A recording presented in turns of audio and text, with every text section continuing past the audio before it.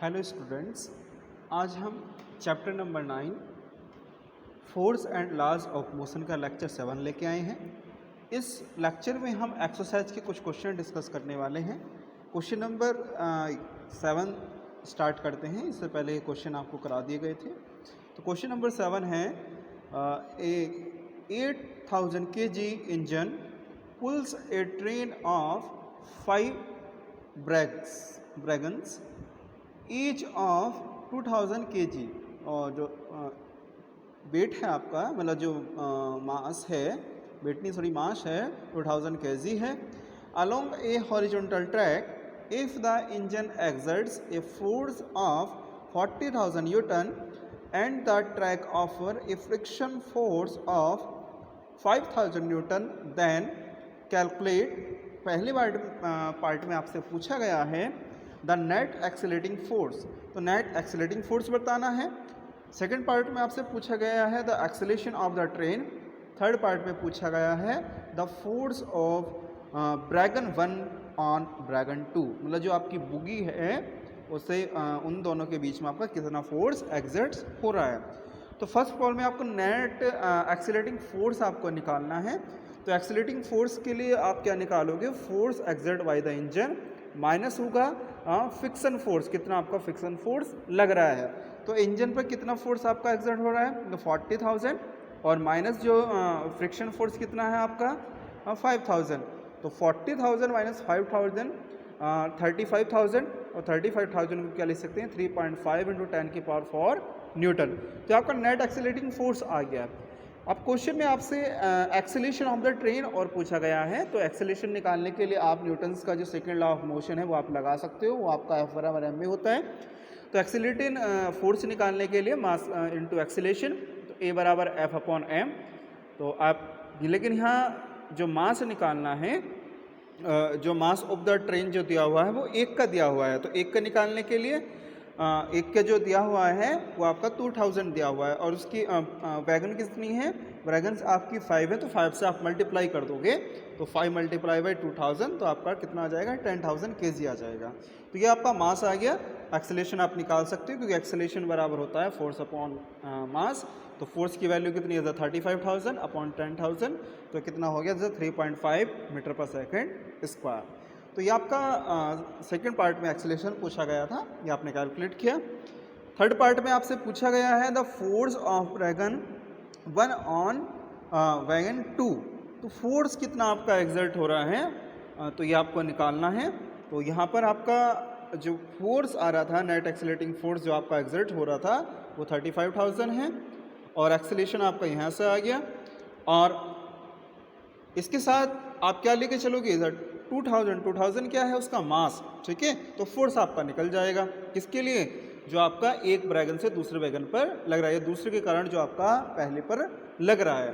तो आप यहाँ से कैलकुलेट कर लोगे force on wagon on 1 on wagon 2, तो आपका होगा 35,000 माइनस 3.5, ये आपका एक्सेलेरेशन, दिस इज द ए की वैल्यू है, और ये 2000 किसकी वैल्यू है, 2000 जो आपकी मास की वैल्यू है। तो आप सब्ट्रैक्ट करोगे तो इस तरीके से आपका 28,000 यहाँ पर आपका 28,000 न्यूटन आपका फोर्स आ जाएगा। क्वेश्चन नंबर 8 देख लेते हैं। क्वेश्चन नंबर 8 में क्या पूछा गया है। क्वेश्चन नंबर 8 में पूछा गया है an automobile vehicle has a mass of 1500 kg। तो आपको मास की वैल्यू दी हुई है, तो m बराबर 1500 kg। What must be the force between the vehicle and the road. कितना फोर्स आपका लग रहा है किसके बीच में, व्हीकल और रोड के बीच में। If the vehicle is to be stop, यदि आपकी व्हीकल आपके स्टॉप हो जाए with a negative acceleration of 1.7 meter second की पावर -2। तो एक्सेलेरेशन की जो वैल्यू दी हुई है वो निगेटिव एक्सेलेरेशन के साथ, क्योंकि निगेटिव एक्सेलेरेशन होगा तभी आपकी जो व्हीकल है वो आपके रुक जाएगी, जब भी तो आपकी स्टॉप होगी। तो एक्सेलेरेशन कितना लेके चलेंगे, माइनस में लेके, क्योंकि इसके अपोजिट डायरेक्शन लेके चलेंगे, तो माइनस की 1.7 मीटर पर सेकंड स्क्वायर। तो आपसे फोर्स की वैल्यू पूछ रहा है, तो फोर्स आप निकाल सकते हो, कितना फोर्स आपका अपोजिट डायरेक्शन में लग रहा है, ठीक है। तो फोर्स के लिए आप न्यूटन्स का सेकंड लॉ ऑफ मोशन आप लगाओगे। तो यहाँ पर मैंने वैल्यू लिखी है, आप देख सकते हैं। मास की वैल्यू 1500 kg, एक्सेलेरेशन ए बराबर माइनस के 1.7 मीटर पर second square, Newton second law of motion से F बराबर m में। फॉर्मूला आप लगाओगे, यहाँ पर वैल्यू आपके पास मास के भी गिवन है, एक्सीलरेशन की भी गिवन है, दोनों वैल्यू आप पुट कर दोगे तो माइनस के 2550 न्यूटन। तो ये इतना आपका फोर्स आ गया। क्वेश्चन नंबर 9 देख लेते हैं, आसान क्वेश्चन है, एमसीक्यू क्वेश्चन है। What is the momentum of an object of mass m moving with velocity. तो मोमेंटम को तो सभी को मालूम है, ऑप्शन मोमेंटम कितना होता है, product of the mass into velocity. तो ऑप्शन डी आपका राइट बैठ रहा है, तो ऑप्शन डी आप क्लिक कर दोगे, ऑप्शन डी कितना होगा mb। क्वेश्चन नंबर 11 देख लेते हैं। क्वेश्चन नंबर 10 को आप लेफ्ट कर दीजिए। क्वेश्चन नंबर 11 देखिए, क्वेश्चन में दिया हुआ है two objects each of mass 1.5 kg। ठीक है, दो ऑब्जेक्ट आपके पास दे रखे हैं, दोनों ऑब्जेक्ट का जो मास है वो सेम है, मतलब फर्स्ट ऑब्जेक्ट और सेकंड ऑब्जेक्ट का जो मास है वो आपका सेम है।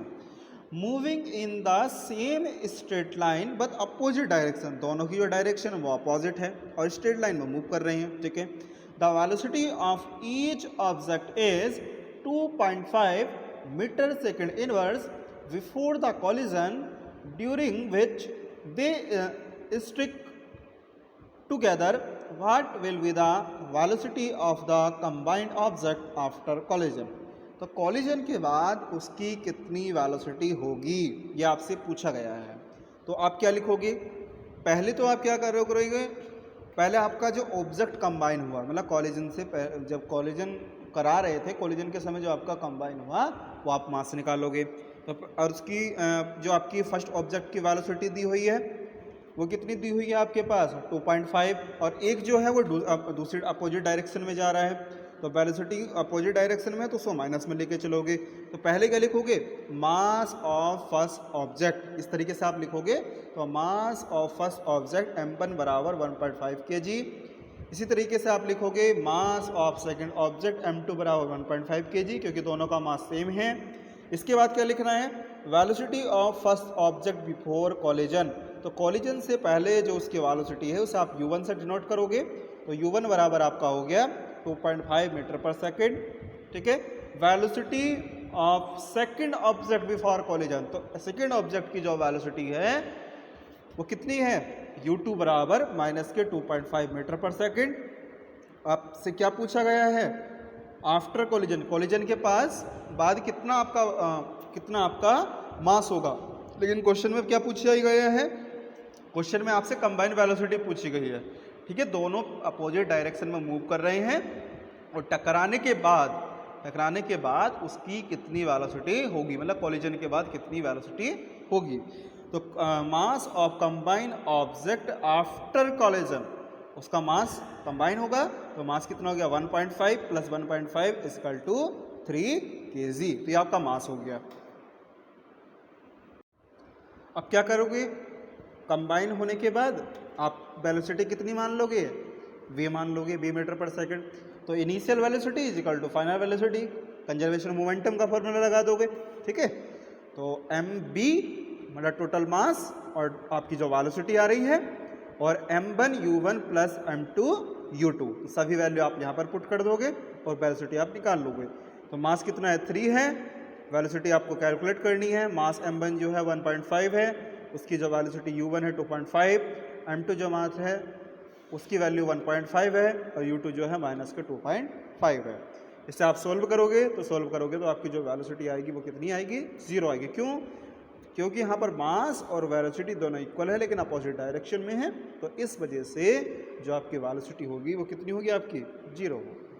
ओके, इसके बाद नेक्स्ट क्वेश्चन देखते हैं, क्वेश्चन नंबर 13 आपका देख लेते हैं। क्वेश्चन नंबर 13 क्या कह रहा है, क्वेश्चन नंबर 13 है A hockey ball of mass 200 ग्राम, मतलब जो हॉकी का जो बॉल है उसका जो मास दिया है 200 ग्राम, मतलब m बराबर आप लिख सकते हैं 200 ग्राम। इसे किलोग्राम में आप चेंज कर सकते हो, तो 1000 से आप डिवाइड कर दोगे तो 0.2 किलोग्राम। ओके, आगे चलते हैं। ट्रैवलिंग एट 10 मीटर पर सेकेंड, तो उसकी जो स्पीड दी हुई है u बराबर 10 मीटर पर second, is struck by a hockey stick so as to return it along its original path with a velocity at 5 meter per second तो वेलोसिटी जो दी हुई है वो आपकी 5 मीटर पर सेकंड दी हुई, क्योंकि लेकिन वो अपोजिट है, बॉल इधर आ रही है, इसकी डायरेक्शन चेंज है, तो वेलोसिटी कितनी लेके चलोगे आप, माइनस में लेके चलोगे, ठीक है, क्योंकि आप स्टिक कर रहे हो, बॉल इधर आएगी, उसके अपोजिट डायरेक्शन में आप इस हॉकी को लेके जाओगे तो उसकी जो वेलोसिटी लोगे आप माइनस में लोगे, ठीक है। तो v बराबर माइनस के 5 मीटर पर सेकंड। आगे क्या पूछा है, calculate the change momentum occurs in the motion of the hockey ball by the force applied by the hockey stick. तो आपसे क्या निकल रहा है, चेंज इन मोमेंटम निकालना, change in momentum, final momentum minus initial momentum, तो M V minus M U, M यहाँ पर कॉमन आ जाएगा, वी माइनस यू हो जाएगा, एम की वैल्यू यहाँ पर 0.2 है, ये वैल्यू आप पुट कर दोगे, वी की वैल्यू -10 है और -10 आ जाएगा।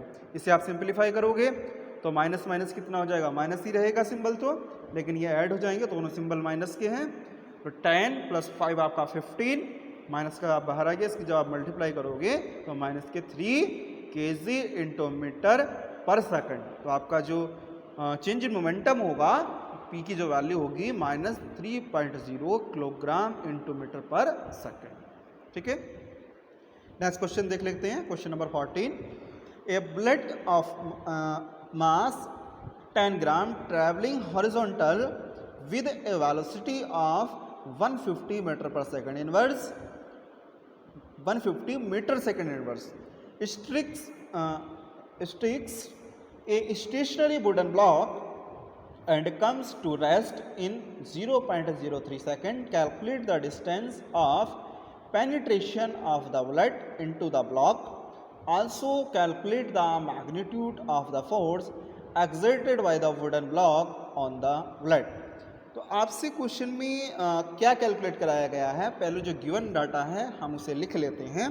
क्वेश्चन नंबर 14 में ए बुलेट ऑफ मास 10 ग्राम, तो आप लिख सकते हैं मास ऑफ बुलेट m = 10 ग्राम, 10 ग्राम को आप किलोग्राम में चेंज करोगे तो 1000 से आप डिवाइड करोगे तो कितने आ गया, 0.01 kg। तो ये किसका मास आ गया, वो बुलेट का मास आ गया।